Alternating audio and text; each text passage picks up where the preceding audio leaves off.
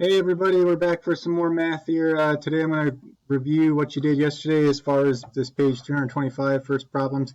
Then we'll kind of keep going through and we'll just do a little previews, maybe walk through a couple more problems and make sure we get the big ideas here.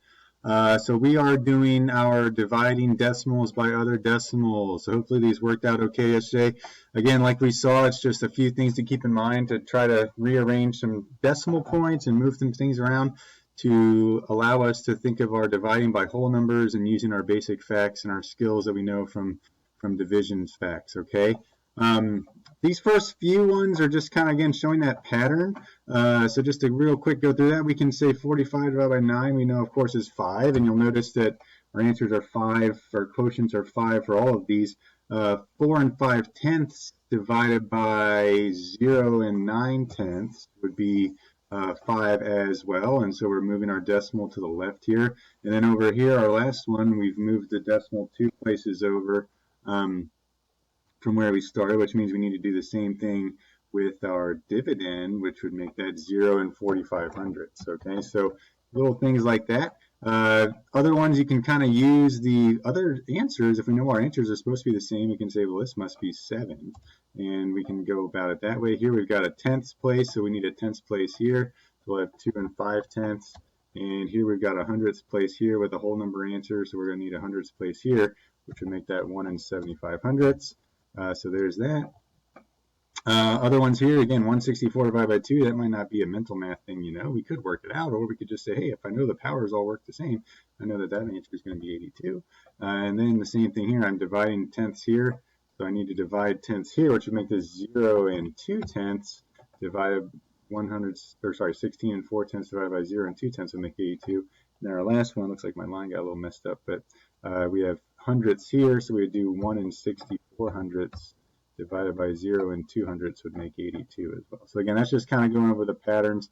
The big stuff I want to look at when we're dividing these out is what we see for 4, 5, and 6. So let's go through those real quick, or at least do a couple of them. Big first thing to keep in mind is we need to just move our decimal places over here. So if we have 1 and 6/10, what I'd like for that to be is a 16, because it's a lot easier to think how many times does 16 go into a number than 1 and 6/10, okay, even though it does all work out the same. We're really just making these change a little bit to make it easier for us to see. The way we can do that would be to multiply by 10, or as we'll see here, we can just move a decimal one place over to make that 16. And I can do the same thing here. Remember, the way that we can make this work, the rule that involves is if we multiply by the same power of 10, both the dividend and divisor, then the quotient will be the same. If we don't move this decimal point, our answer is not going to work out for us. Again, we're going to rearrange it to make it 16, which makes it easier for us to think of what the answer would be when we start working it out. Then we got to do the same thing here. So one decimal place there is going to go 1 here. So now I'm thinking of this like a 96. I'm going to put this decimal point up above here as I get started on this. Now again, how many times is 16 going to 96? We might have to do a little bit of guess and check here. But what we can find out is if we do, let's try 16 times 6, 36.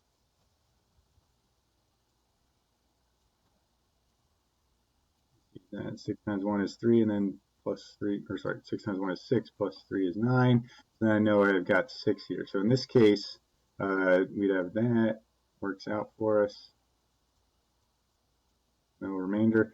So here our answer is 6, just the whole number 6. Okay, so 9 and 6/10 divided by 1 and 6/10 is just going to give us 6. Okay, so in this case, we end up with a whole number answer. Let's look at this number 5 now, though, and take a look at how we can look at that one. Now, 3/10, again, we want to make that the whole number 3. So I would multiply that by 10, or again, as we can just do the quick little mental pattern, move that decimal one place over. Now I want to do the same thing here. We're going to move one place over. I move one place here, so I got to do the same thing for my dividend. I'm going to move that decimal here. So again, this is now 2 and 4/10. Okay, so I'm really thinking of this as 2 and 4/10 divided by 3. That's something I can work with, because again, the big goal is to get that divisor to be a whole number. Then I can think, okay, how many times would 3 go into my 2? That's 0. Then I can look how many times does 3 go into 24. And of course, you know that's going to be 8, which would be exactly 24, which then we subtract. We have 0 left over. So now we've got, again, 2 and 4/10 divided by 3 is 0 and 8/10, which means our original problem, 0 and 24/100 divided by 0 and 3/10 is 0 and 8. Okay, so again, big goal, make that divisor a whole number, then do the same thing with your dividend, and then you're going to have the answer that you want. Okay, the last one, let's go ahead and do that real quick. We're going to do 1 and 5/10 divided by 3 and 45/100. And I'm going to kind of spread it out a little bit and rearrange these things. So if we write it out this way for us here. Now again, I don't want that 1 and 5/10 to stay like it is. I want to make that a 15. And the way I can do that is by moving a decimal. So if I multiply 1 and 5/10 times 10, that makes 15. Or again, the quick way we can do it visually, just say I'm going to bump one spot over here. Then 3 and 45/100, I'm going to move that one place over. Since I did that for here, I got to do the same thing here. Don't move it 2 to make it on the end. Do the same thing you do to make that divisor a whole number. So again, make that divisor a whole number first, then do the same thing with the dividend. So really we're going to think of this as 34 and 5/10, and then I'm always going to want to put that decimal place right above where it was on here. Okay, so now I'm going to think, okay, I'm going to think 15s, made this go away, so it's 15. How many times would that go into, we can say 34. Now let's start solving this problem. All right, I'm going to change the green color. 15 goes into 34 2 times, which would be 30. Then I've got 4 left. Bring down a 5. So how many times does 15 go into 45? That's another one that works out for us. That's going to be 3 times. And then this is giving me my answer, 2 and 3/10. I'll just subtract the 45. Here, let's kind of get into the next thing, but there's how that'll work.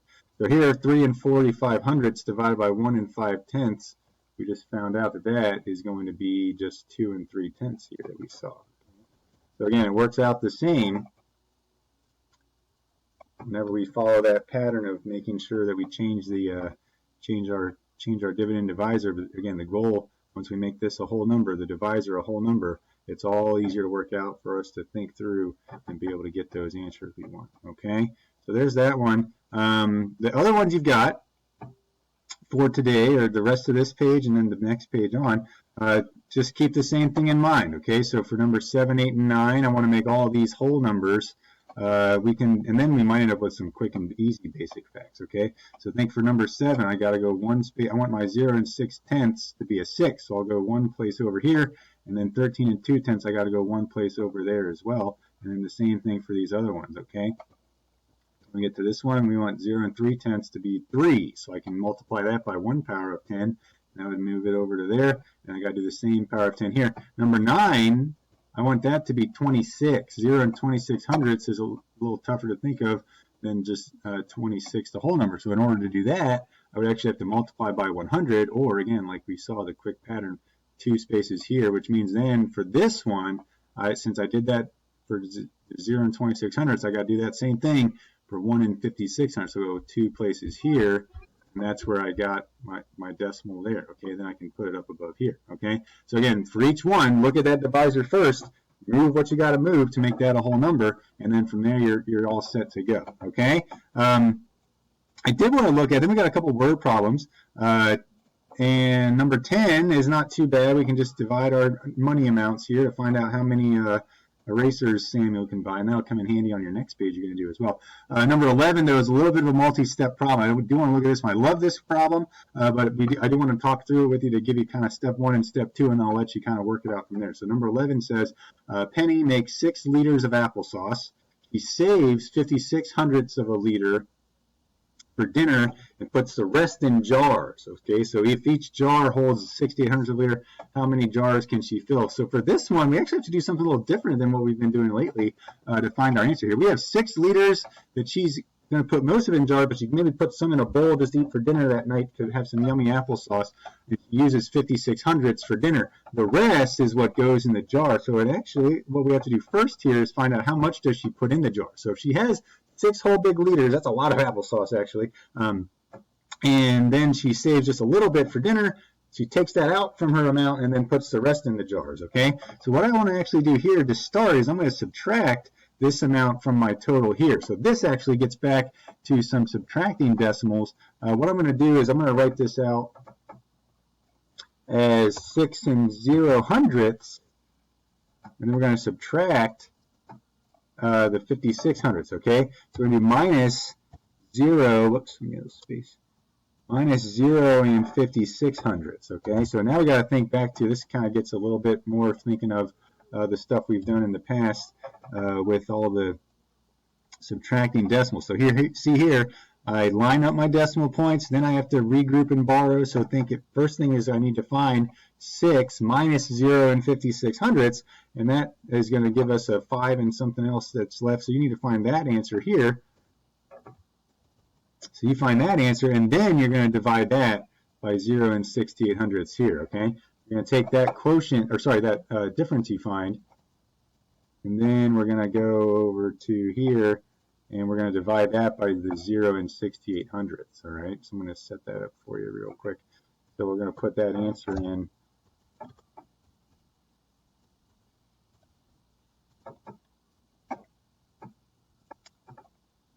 Our little box for dividing. So again, first step is to,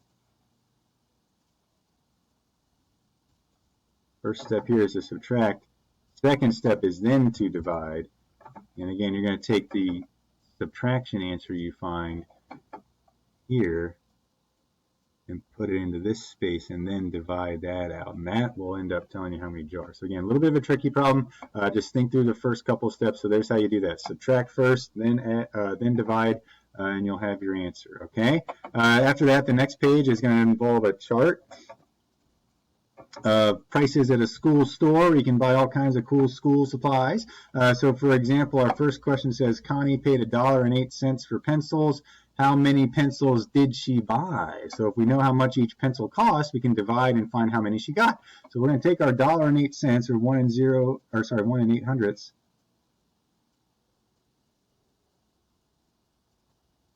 divided by the cost of a pencil. So we need to go over here. So our chart says pencils cost $0.12 each. So we're going to do 1 in 800ths divided by 0 and 1200ths. Now again, if we set that up as showing our work here, we're going to go 0 and 1200ths divided by 1 and 800ths.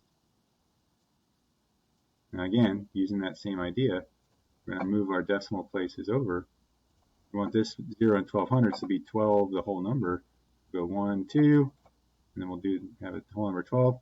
1, 2 here to do the same thing, which allows us to do that little trick, and then we'll put our decimal up here. So then what really we have to do is figure out 108 divided by 12 would be the same answer as 1 and 800ths divided by 0 and 1200ths, okay? Now I'll tell you right now, for these ones on this page, we have a couple ones we're going to need to read carefully and think through what is it we need to find. And some of these you need to find more than just one answer to find the final answer. These are multi-step problems. So for example, Albert has this much money, $2.16. How many more pencils can he buy than markers? So we need to find out how many pencils he can buy and how many markers he can buy if he uses that amount of money. So we're dividing $2.16 by these two amounts, and then that'll tell you how many markers he could get. It'll tell you how many pencils he can get, and then to tell how many more he can buy, think about that. That's going to be a subtraction. Find the difference between those two answers, okay? So a couple of these get into some more than just doing some division. Let's make sure we're reading carefully and doing our best to break these problems down into the multi-step phase and do what we got to do for those, okay?